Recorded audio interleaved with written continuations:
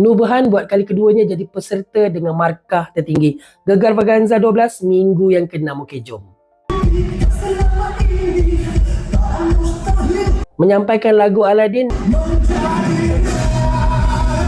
Nubahan adalah peserta dengan markah tertinggi dengan markah 74.0%.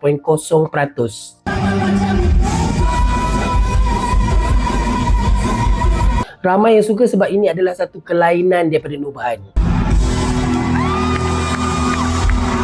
Untuk minggu yang ke-6, Iskandar Ismail berada di tempat yang ke-7.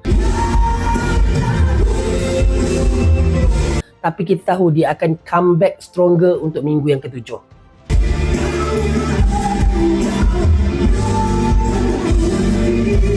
Untuk minggu yang ke-6, peserta yang tersingkir adalah Kori. Terima kasih kerana menghibur kami selama 6 minggu ini.